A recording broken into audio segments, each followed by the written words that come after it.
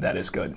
Damn. Today we're making the Elvis Presley of after dinner cocktails. This is a classic decadent cocktail that you need to know and you have to try. 3 ingredients, it's very easy to make, and it's simply yummy. Let's make the Brandy Alexander. And as a bonus, I'll also be making Alexander's Sister, which is another cocktail.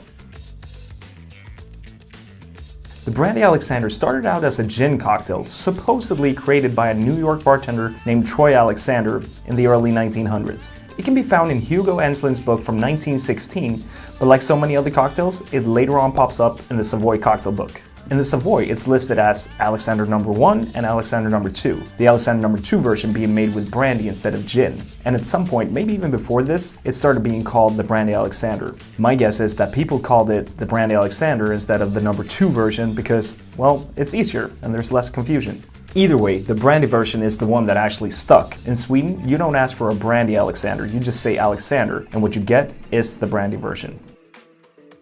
Alright, so for the ingredients, I'll be using Pierre Ferrand Cognac. And now you might ask yourself, Cognac, isn't it supposed to be brandy? Yes, well, brandy is a really broad term, and I'm not going to go into that right now. Cognac is a brandy, it's just that it's from Cognac in France, and that's why it gets the name Cognac. Just like sparkling wine from Champagne is called Champagne. But if you don't have any Cognac at home, go get yourself a bottle of brandy. Just make sure it's been aged and it's not another fruit brandy like raspberry or plum brandy. Try to find one made from grapes, just like Cognac. Then you're going to need a chocolate liqueur. I'm using Creme de Cacao from Tempus Fugit, which I think is great, so if you can find it, go get a bottle of that. Some kind of cream. I'm using a plant-based one, but you can go as crazy as you want with this. If you want to do a heavy cream or maybe even ice cream, or if you want to do the lighter version with milk, then go right ahead. And then we're going to need some nutmeg for garnish. You're not going to need this much nutmeg. I'm just doing this to be dramatic. I'm going to start with 3/4 ounce of my Creme de Cacao.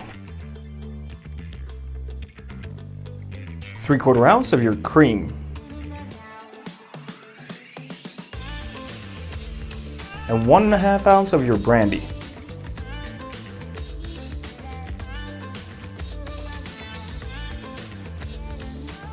Get some ice and give this a good hard shake.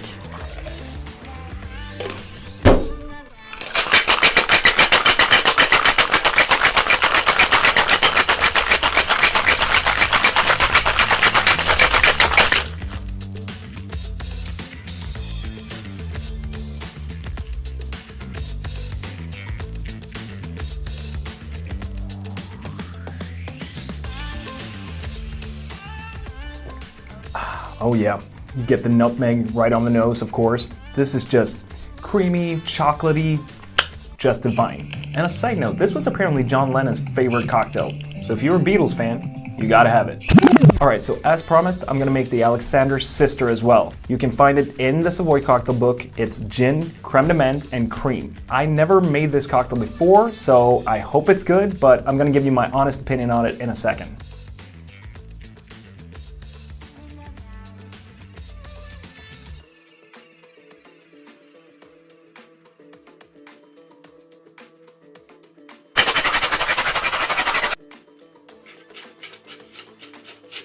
Alright, so let's see how the Sister compares.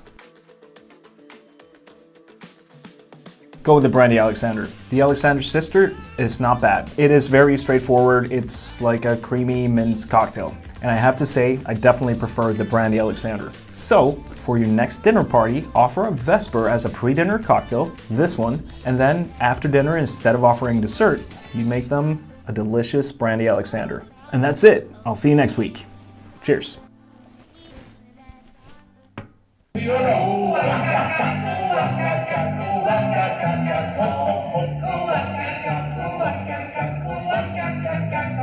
Ej öron, ej svansar